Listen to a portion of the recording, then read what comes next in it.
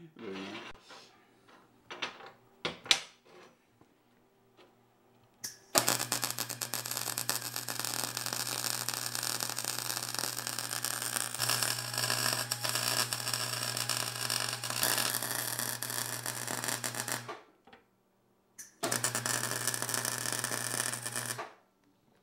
Doing the sides.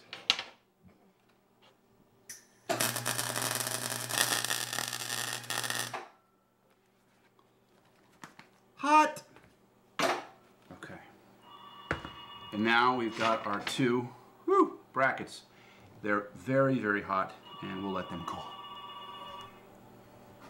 We need to take these 3/4 inch bolts that are going to be the axle bolts, and they get welded to this tube like so, and then they turn and the wheels turn.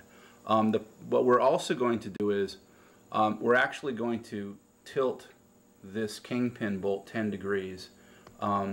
Believe this is called camber, and what it does is when you're driving the go-kart, if you let go of the steering wheel, the wheel will come back to center, just like a car likes to come back to center. So to do this, to make this weld on correctly, what I'm gonna do is I'm gonna make a cut in here with a saw so that this fits this better. And I've cut myself a 10-degree angle on my chop saw.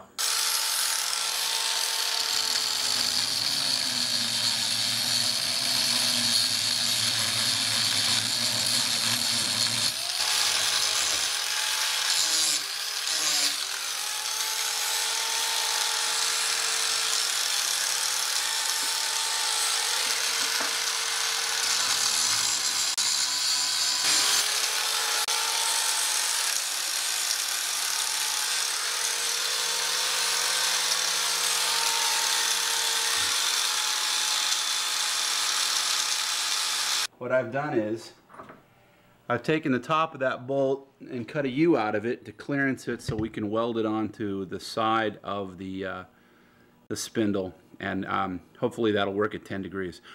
Oh, the other thing I'm going to do is I'm going to take off all the zinc plating off the end of the bolt, because I don't want to weld with the zinc there, because when you weld with zinc plating you get a poisonous gas, so it's best to grind it off. I'm going to do that right now.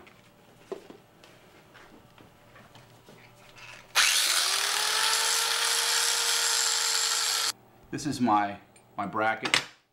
Here's the bolt that I just ground. I'm going to put the bolt in. Just going to check it against my wheel and make sure that I weld this up correctly. The bracket is going to go in here like this, and that's going to give us our turning. You'll notice this part right here is getting awfully close to the rim, so I want to make sure that when I weld it, I have enough clearance. You can see how this is going to run. I've arranged for an 80-degree angle. Instead of a 90-degree angle, I've got an 80-degree angle here, and this is going to allow me, I'm going to clamp this up, and this will allow me to then weld this on like so.